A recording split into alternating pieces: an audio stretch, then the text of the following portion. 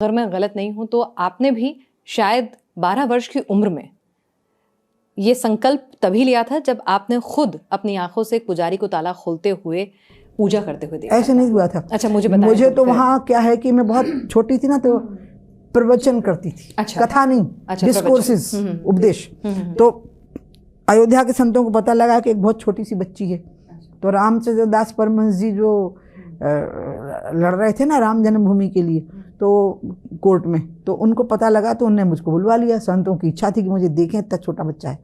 मैं गई तो रामचंद्र दास परमहंस जी ही मुझे राम जन्मभूमि दिखाने ले गए। सब अयोध्या दिखा रहे थे तो दिखाया, तो उनका बाबा अंदर चले, बोले नहीं यहाँ तो ताला लगा। क्यों लगा है ताला? तो उनने पूरी बात बताई। तो वो उस समय पे सिर्फ 12 साल की थी, लेकिन मुझे लगा अरे बाप रे, इस देश के इतना अपमान, मेरा इतना अपमान, मैं रामलला के दर्शन नहीं कर सकती, ताला लगा है। क्यों ताला लगा है? अच्छा, मुझे वो उसके जो गोल गोल डोम थे उसमें और मंदिर में फ़र्क नहीं नज़र आया।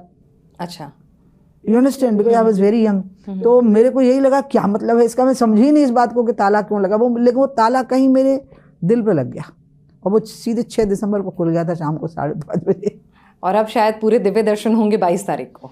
अरे वो तो मैं कभी सोचती हूँ कि ये सच हो जाता है क्या ऐसा। इस पूरी अडवाणी जी की रथ यात्रा जब चली है, राम रथ यात्रा, तो उसके आर्किटेक्ट मोदी जी थे, क्योंकि वो गुजरात के संगठन मंत्री थे। तो सोमनाथ एक सिंबल था कि जैसा सोमनाथ का किया है वैसे अयोध्या का करो, इसलिए अडवाणी जी ने सोमनाथ से शुरू किया।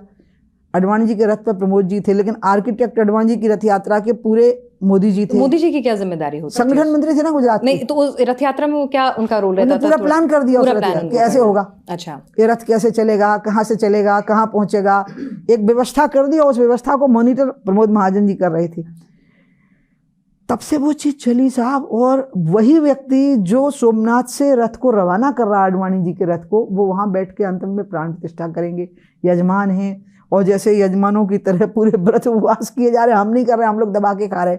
और वो यजमान के जो पूरे नियम कायदे होते हैं उनको पूरा करके और फिर वो प्राण प्रतिष्ठा में बैठेंगे।